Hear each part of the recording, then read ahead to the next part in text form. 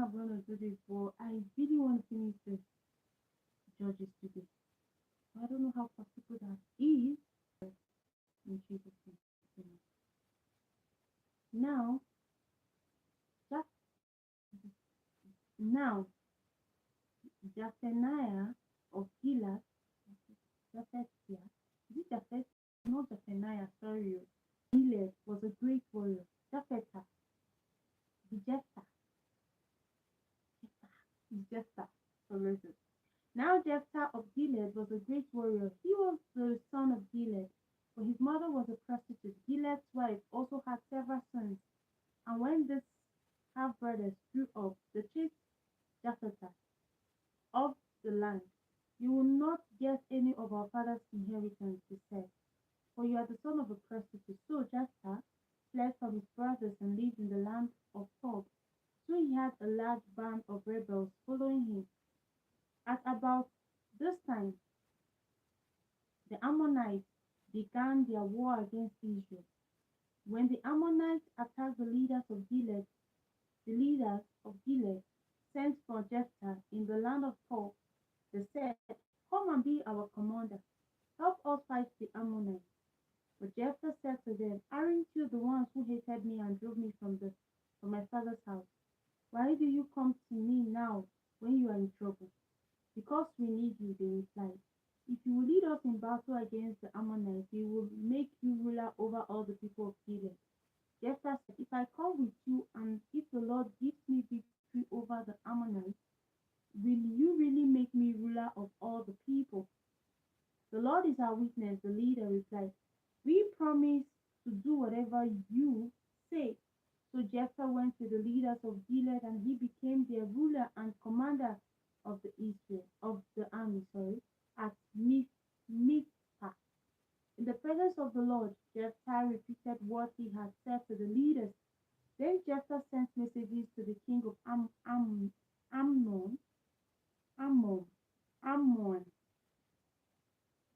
demanding to know why Israel was being attacked. The king of Ammon answered Jephthah's messengers.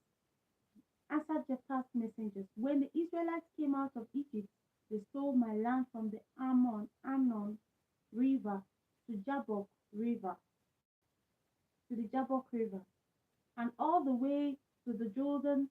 Now then, give back the land peacefully. Jephthah sent this message back to the Ammonite king. This is what Jephthah says. Israel did not steal any land from Moab or Ammon. When the people of Israel arrived at Kadesh on their journey from Egypt after crossing the Red Sea, they sent messengers to the king of Edom asking for permission to pass through the land, but their request was denied. Then they asked the king of Moab for similar permission, but he wouldn't let them pass through either. So the people of Israel stayed in Kadesh. Finally, they went around Edom and Moab through the wilderness. They traveled along the Moab's eastern borders and camped on the other side of Arnon River, but they never once crossed the Arnon River into Moab. Then Israel sent messengers to King Sihon of the Amorites, who ruled from Heshbon, asking for permission to cross through the land to get to their destination. But King Sihon didn't trust Israel to pass through this land. Instead, he mobilized the army of Jahaz and attacked them. But the Lord, the God of Israel, gave his people victory over King Sihon. So Israel took control of all the land of Amorites, and all the land of the Amorites who lived in that region, from the Arnon River. From the Arnon River, I don't know why river is coming to my mouth, to the Jabbok River, and from the wilderness to the Jordan. Thank you all for joining. So you see, it was the Lord, the God of Israel, who took away the land from the Amorites and gave it to Israel. Why then should we give it to you? You keep whatever your God, Chemos, gives you, and we keep whatever the Lord our God gives us. Are you any better than Balak, son of Zippor, king of Moab? Did he try to make a case against Israel for disputed land? Did he go to war? No, of course not. But now, after 300 years, you make an issue of this. Israel has been living here all this time, spread across the land from Heshbon to Aroer, and in all the towns along the Arnon River. Why have you made no effort to recover it before now? I have not sinned against you. Rather, you have wronged me by attacking me.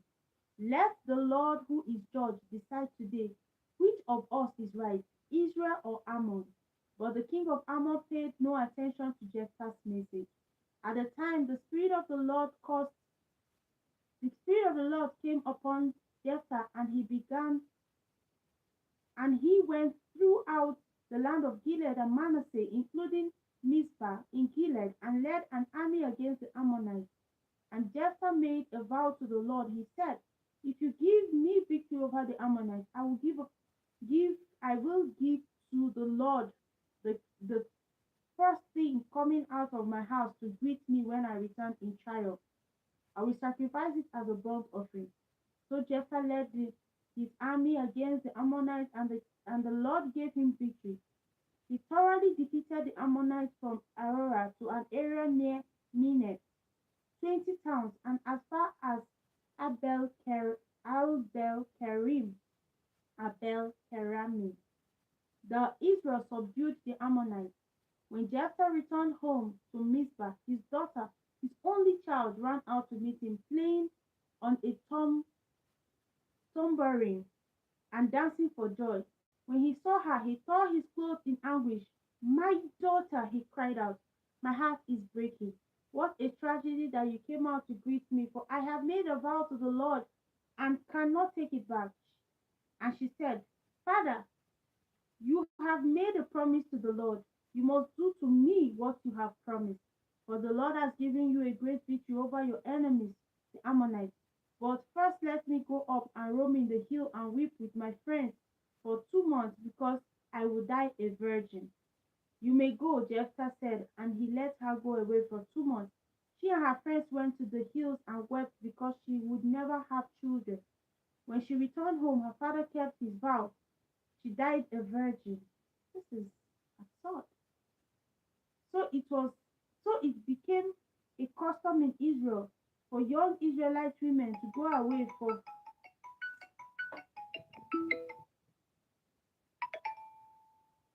when he returned home. Her father kept his vow and she died a virgin. So it became a custom in Israel for young Israelite women to go away for 4 days each year to lament the fate of Jephthah's daughter. And that brings us to the end of Judges chapter 11. We proceed to Judges chapter 12. Then the tribe of Ephraim mobilized its army and crossed over to Zaphon. They sent a message. They sent this message to Jephthah. "Why did you call for us to help you fight against the Ammon? We are going to burn down your house with you in it. I summoned you at the beginning of the dispute, but you refused to come," Jephthah said. "You failed to help us in our struggle against Ammon. So I risked my life and went to battle without you, and the Lord gave me victory over the Ammonites. So why have you come to fight me?" The leader of Ephraim responded, "The men of Gilead are nothing more than rejects from Ephraim and Manasseh." So Jephthah called out his army. I don't know why someone is calling. I'm not speaking. They're still calling. So sorry for that distraction. So the leader of Ephraim responded, "The men of Gilead are nothing more than rejects from Ephraim and Manasseh." So Jephthah called out his army and attacked the men of Ephraim and defeated them. Jephthah captured the shallow of the Jordan, and whenever a fugitive from Ephraim tried to go back across, the men of Gilead would challenge him. "Are you a member of the tribe of Ephraim?" they would ask. If the man said, "No, I'm not," they would tell him to say, "Shibboleth." If he was from Ephraim, he would say, Shibboleth. The same thing.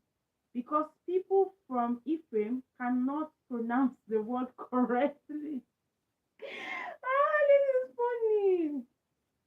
Then they would take him and kill him at the shallow of the Jordan River. So 42,000 Ephraimites were killed at that time. More Israelites, they are very petty. Jephthah was Israel's judge for 6 years when he died. He was buried in the town of Gilead. After Jephthah, Ibzan became Israel. After Jephthah, Ibzan became Israel's judge. He lived in Bethlehem and he had 30 sons and 30 daughters. He married his daughters to men outside his clan and brought in 30 young women from outside his clan to marry his sons. Ibzan judged Israel for 7 years when he died. He was buried in Bethlehem. After him, Elon from Zebulun became Israel's judge. He judged Israel for 10 years. When he died, he was buried in Ajalon in Zebulun. After Elon died, Abnon, son of Hillel from Periton, became Israel's judge. He had 40 sons and 30 grandsons, who rode on 70 donkeys. He was Israel's judge for 8 years. Then he died and was buried in Piraton in Ephraim, in the hill country of the Amalekites. And that brings us to the end of Judges chapter 12. We proceed to Judges 13. We're moving forward. Again, the Israelites did what was evil in the Lord's sight, so the Lord hadn't headed, handed them over to the Philistines, who kept them in subjection for 40 years. For those days, a man named Manoah from the tribe of Dan lived in the town of Zorah. His wife was unable to become pregnant, and they had no children. The angel of the Lord appeared to Manoah's wife, and said, even though you have been unable to have children, you will soon become pregnant and give birth to a son. You must not drink wine or any other alcoholic drink or eat any forbidden food. You will become pregnant and give birth to a son, and his hair must never be cut, for he will be dedicated to God as Nazareth from birth. He will rescue Israel from the Philistines. The woman ran and told her husband, a man of God appeared to me, and he was like one of God's angels, terrifying to look at. I didn't ask where he was from, and he didn't tell me his name. But he told me, you will become pregnant and give birth to a son. You must not drink wine or any other alcoholic drink or eat any forbidden food, for your son will be dedicated to God as a Nazareth from the moment of his birth until the day of his death. Then Manoah prayed to the Lord. He said, Lord, please let the man of God come back to us again and give us more instructions about the son who is to be born. God answered his prayer, and the angel of God appeared once again to his wife as she was sitting in the field. But her husband Manoah was not with her. So she quickly ran and told her husband, the man who appeared to me the other day is here again. Manoah ran back with his wife and asked, are you the man who talked to my wife the other day? Yes, he replied, I am. So Manoah asked him, when your words came through, what kind of rules should govern the boy's life and work? The angel of the Lord replied, be sure your wife follows the instruction I give her. She must not eat grapes or raisins, drink wine or any other alcoholic drink, or eat any forbidden food. Then Manoah said to the angel of the Lord, please stay here until we can prepare a young goat for you to eat. I will stay, the angel of the Lord replied, but I will not eat anything. However, you may prepare a burnt offering as a sacrifice to the Lord. Manoah didn't realize it was the angel of the Lord. Then Manoah asked the angel of the Lord, what is your name? For when all this comes through, we want to honor you. Why do you ask my name? The angel of the Lord replied, you wouldn't understand if I told you. Then Manoah took a young goat and a grain offering and offered it on the rock as a sacrifice to the Lord. As Manoah and his wife was, the Lord did an amazing thing. As the flames from the altar shot up towards the sky, the angel of the Lord ascended in the fire. When Manoah and his wife saw this, they fell with their face to the ground. The angel did not appear again to Manoah and his wife. Manoah finally realized it was the angel of the Lord, and he said to his wife, "We will not die, for we have seen God." But his wife said, "If the Lord were going to kill us, he wouldn't have accepted our burnt offering and grain offering. He wouldn't have appeared to us and told us this wonderful thing and done this miracle." When her son was born, they named him Samson, and the Lord blessed him as he grew up. And Mahana and in Mahanadan, which is located between the town of Zorah and Ishtar, the Spirit of the Lord began to take hold of him. That brings us to the end of Judges. We proceed. Thank you all for joining to Judges 14. We stopped at Judges 13. One day when Samson was in Timnah, he noticed a certain Philistine woman. When he returned home, he told his father and mother, "I want to marry a young Philistine woman I saw in Timnah." His father and mother objected strenuously. "Isn't there one woman in our tribe or among all the Israelites you could marry? Why must you go to the pagan Philistine to find a wife?" But Samson told his father, "Get her for me, she is the one I want." His father and mother did realize the Lord was at work in this, creating an opportunity to disrupt the Philistines who ruled over Israel at that time. As Samson and his parents were going down to Timnah, a young lion attacked Samson near the vineyard of Timnah. At the moment, the Spirit of the Lord powerfully took control of him, and he ripped the lion's jaw apart with his bare hands. He did it as easily as it were a young goat, but he didn't tell his father or mother about it. When Samson arrived in Timnah, he talked with Sam. When Samson arrived in Timnah, he talked with the woman and was very pleased with her. Later, when he returned to Timnah for the wedding, he turned off the path to look at the carcass of the lion, and he found a swarm of bees, and he found that a swarm of bees had made some honey in the carcass. He scooped some of the honey into his hand and ate along the way. He also gave some to the father and mother, and they ate it. But he didn't tell them he had taken the honey from the carcass of the lion. As his father was making final arrangements for the marriage, Samson threw a party at Timnah as was the custom of the day. 30 young men from the town were invited to be companions. Samson said to them, "Let me tell you a riddle. If you solve my riddle during these 7 days of the celebration, I will give you 30 plain linen robes and 30 fancy robes. But if you can't solve it, then you must give me 30 linen robes and 30 fancy robes." "All right," they agreed. "Let's hear your riddle." So he said, "From one, from the one who eats came something to eat. Out of the strong came something sweet. 3 days later, they were still trying to figure it out. On the fourth day, they said to Samson's wife, 'Get the answer to the riddle from your husband, or we will burn down your father's house with you in it. Did you invite us to the party just to make us poor?' So Samson's wife came to him in tears and said, 'You don't love me. You hate me. You have given my people riddle, but you haven't told me the answer.' 'I haven't even given the answer to my father or mother,' he replied. 'Why should I tell you?' So she cried whenever she was with him and kept it up for the rest of the celebration. At last, on the seventh day, he told her the answer because of her persistent nagging. Then she gave the answer to the young men. So before sunset of the seventh day, the men of the town came to Samson with the answer. 'What is sweeter than honey? What is stronger than a lion?' Samson replied, 'If you had not ploughed with my heavers, you would not have found the answer to my riddle.' Then the Spirit of the Lord powerfully took control of him.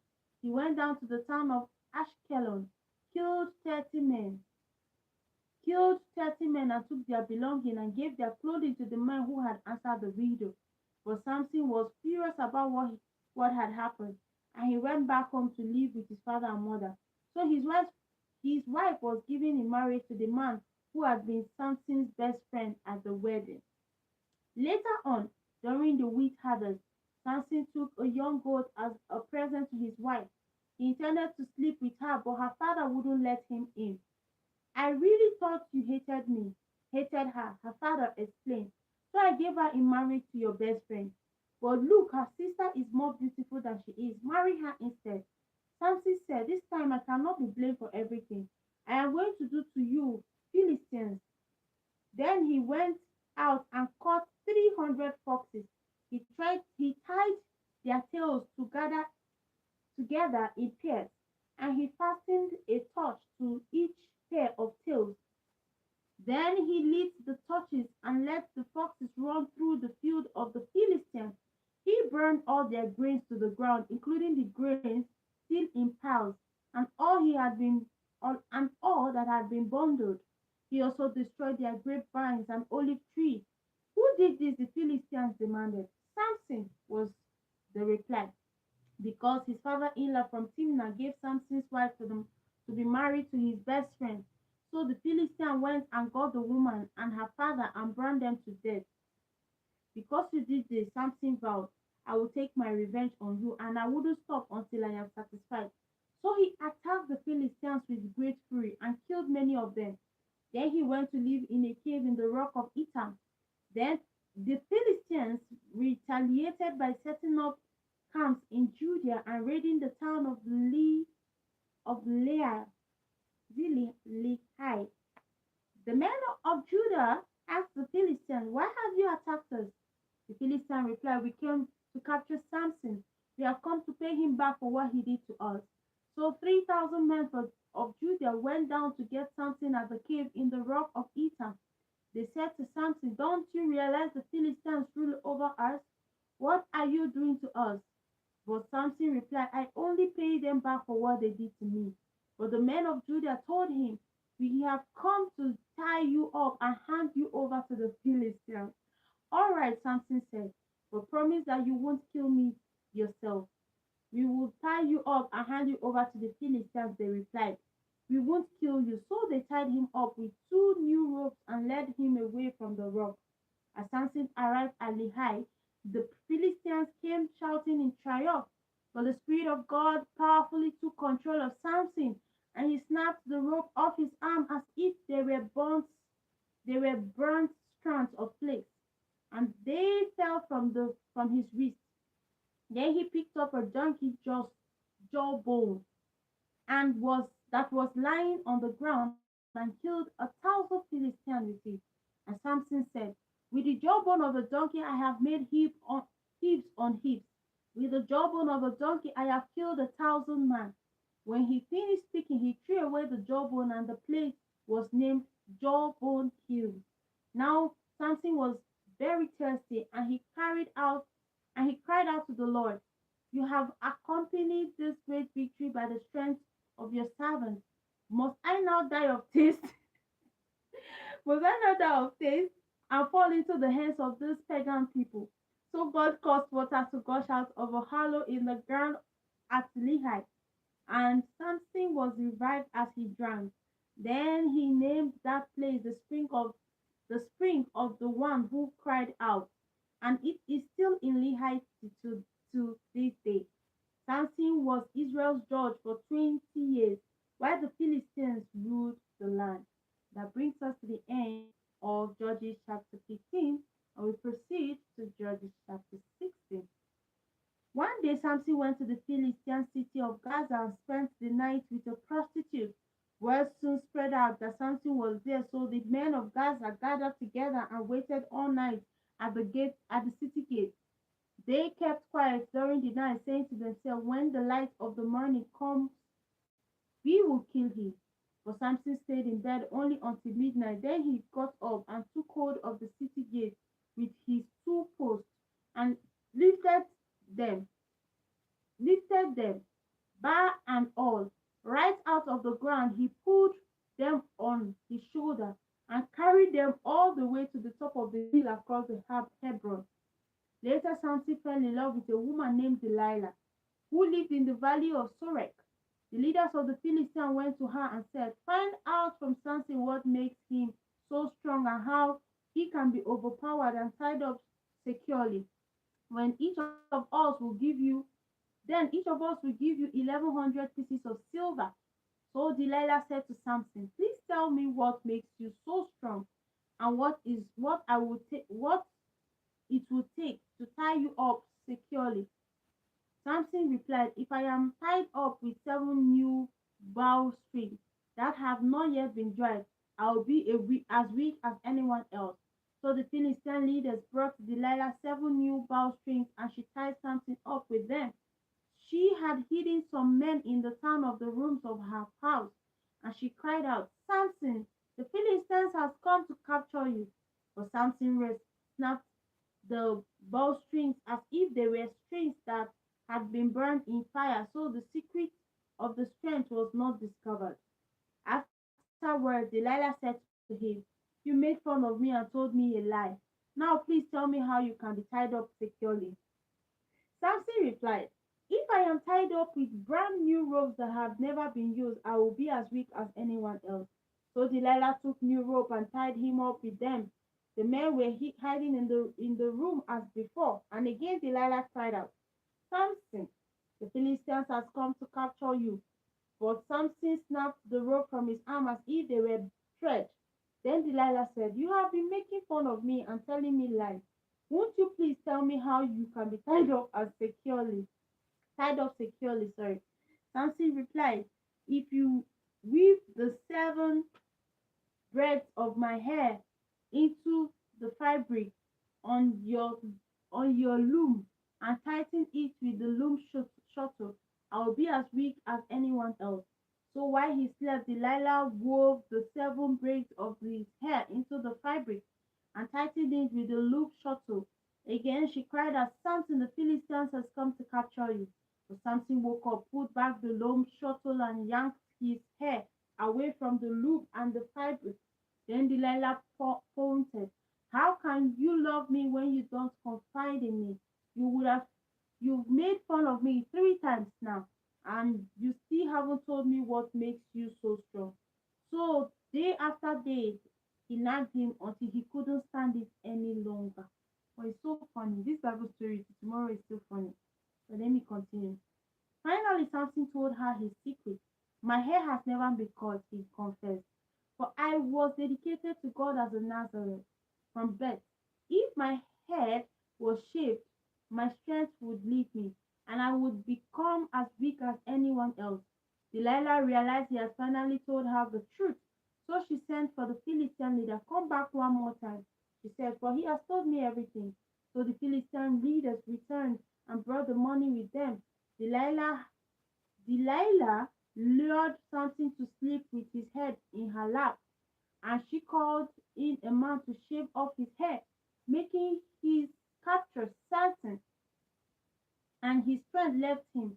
Then she cried out, Samson, the Philistine has come to capture you. When Samson woke up, he thought, I would do it. He thought, I would do it as before and shake myself free, but he didn't realize the Lord has left him. So the Philistines captured him and gushed out his eyes. They took him to Gaza, where he was bound with bronze chains and made to grind grains in the prison. But before long, his hair began to grow back. Then the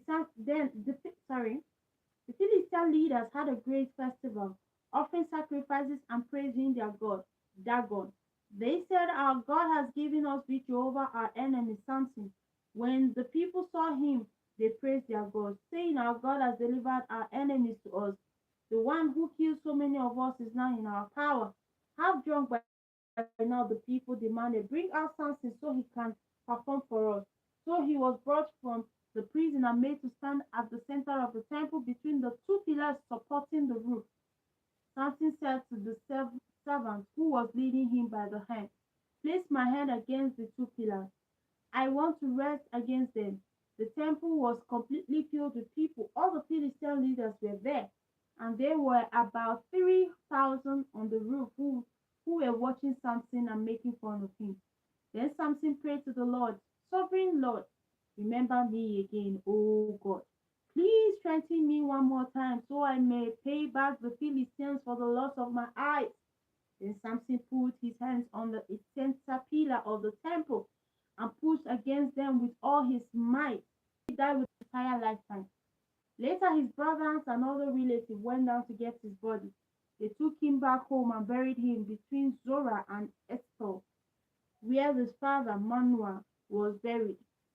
Samson had been Israel's judge for 20 years.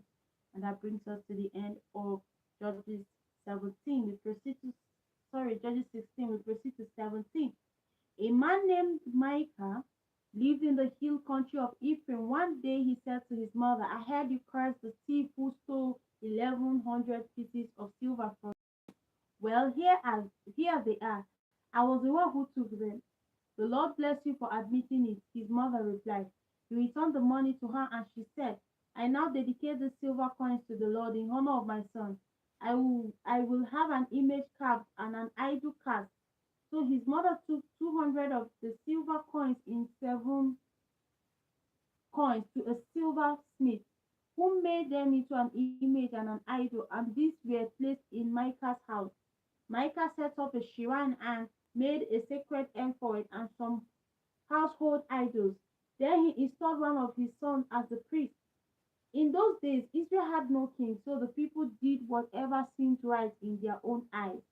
One day, a young Levite from Bethlehem in Judah arrived in the area of Ephraim, looking for a good place to live. He happened to stop at Micah's house as he was traveling through. Where are you from? Micah asked. And he replied, I am a Levite from Bethlehem in Judah. I am looking for a place to live. Stay here with me, Micah said, and you can be a father and priest to me. I will give you 10 pieces of silver a year plus a change of clothes and your food. The Levite agreed to do this and became like one of Micah's sons. So Micah ordained the Levite as his personal priest, and he lived in Micah's house. I know the Lord will bless me now, Micah said, because I have a Levite serving as my priest. That brings us to the end of 18. We proceed to 18. Now in those days Israel had no king, and the tribe of Dan was trying to find a place to settle, for they had not yet driven out the people who lived in the land assigned to them.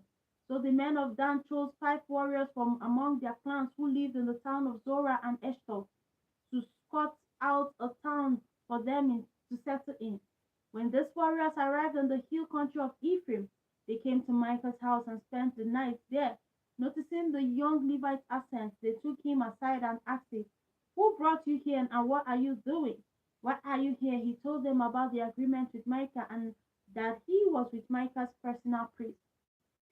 Then they said, Ask God whatever and not our then they said, Ask God whether or not our journey will be successful. Go, the priest replied, for the Lord will go ahead of you on your journey. So the 5 men went on to the town of Lash, where they noticed the people living carefree lives, like the Sidonians. They were peaceful and secure.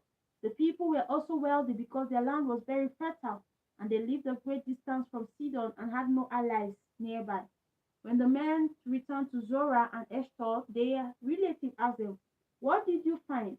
The men replied, Let's attack. We have seen the land, and it is very good. You should not hesitate to go and take possession of it. When you get there, you will find the people living carefree lives. God has given us a spacious and fertile land, lacking in nothing. So 6,600 warriors from the tribe of Dan set out from Zorah and Eshtaol. They camped in a place west of Kirat, Kirat, Kirat Jearim in Judah, which is called Mahane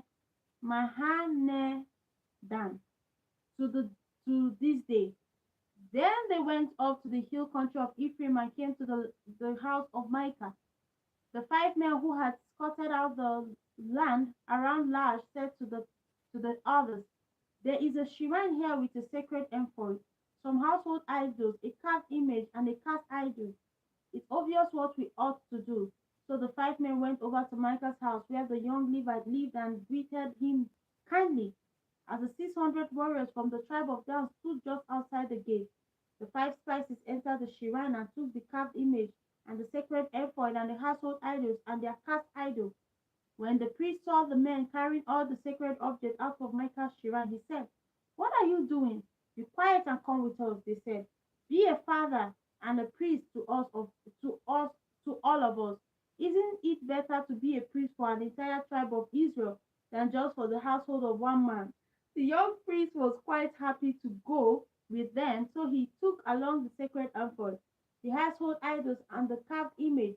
They started on their journey way again, placing their children, livestock, and possession in front of them. When the people from the tribe of Dan were quite a distance from Micah's home, Micah and some of his neighbors came chasing after them. They were shouting as they caught up with them. The men of Dan turned around and said, "What do you want? Why have you called these men to gather and chased after us like this? What do you mean? What do you mean? What do I want?" Micah replied, "You have taken away all my gods and my priests, and I have nothing left." The men of Dan said, "Watch what you say. Some of us are short tempered, and they may get angry and kill you and your family." So the men of Dan went on their way. When Micah saw that there were too many of them for him to attack, he turned around and went home. Then with Micah's idol and his priests, the men of Dan came to the town of Lash, those whose people were peaceful and secure. They attacked and killed the people and burned the towns to the ground. Network. There was, oh, my data is finished. There was no one to rescue the residents of the town, for they lived a great distance from the Sidon and had no allies nearby. This happened in the valley near Beth Rehob. Then the people of the tribe of Dan rebuilt the town and lived there. They renamed the town Dan after the ancestor Israel's son, and it had originally been called Lad. Then they set up the carved image, and they appointed Jonathan, son of Gershom, a descendant of Moses, as their priest. This family continued as priest for the tribe of Dan until exile. So Micah's carved image was worshipped by the tribe of Dan